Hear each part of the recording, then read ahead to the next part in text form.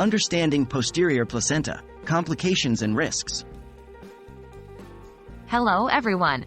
Today, we are going to discuss a fascinating aspect of pregnancy, the placenta, and more specifically, the posterior placenta.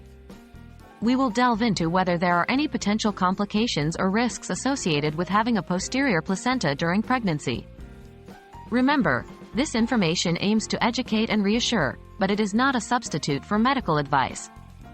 If you have any concerns, always consult with your healthcare provider. What is a posterior placenta?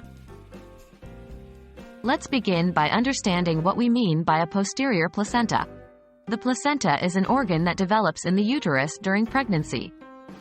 It provides oxygen and nutrients to your growing baby. The term posterior placenta refers to when the placenta attaches to the back wall of the uterus, near the mother's spine. This position is quite normal and often associated with no complications.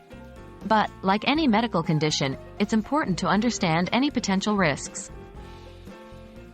Are there any risks or complications? For most pregnancies, having a posterior placenta does not pose significant risks or complications. However, in some cases, there may be concerns, but these are not directly related to the placenta being in a posterior position. 1. Difficulties in ultrasound scanning. Since the placenta is located at the back of the uterus, it might be slightly more difficult to get clear ultrasound images, especially during the early stages of pregnancy. 2. Back labor. In some cases, a posterior placenta might contribute to the baby settling in a posterior position, meaning the baby's back is against the mother's back. This can lead to what's known as back labor, which can be a bit more painful due to the pressure on the mother's spine. 3. Possible need for C-section. If the baby is in a posterior position during labor, there may be a higher chance of needing a C-section or assisted delivery.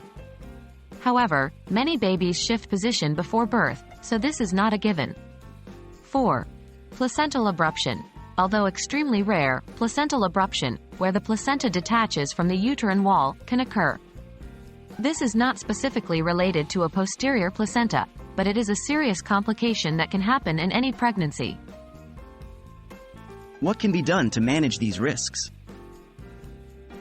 The risks associated with a posterior placenta are low, and it's important to remember that most pregnancies with a posterior placenta proceed without complications. Regular prenatal care and checkups are crucial to monitor the health of both the mother and the baby. If any issues do arise, your healthcare provider will guide you on the best course of action. In conclusion, while there are a few potential complications associated with having a posterior placenta, they are relatively rare and usually not a cause for concern. As with all aspects of pregnancy, it's essential to stay in regular contact with your healthcare provider, keep up with your prenatal appointments, and voice any concerns you may have. Pregnancy is a unique journey, and understanding these aspects can help you feel more prepared and confident. Thanks for watching, and we hope this video has been helpful.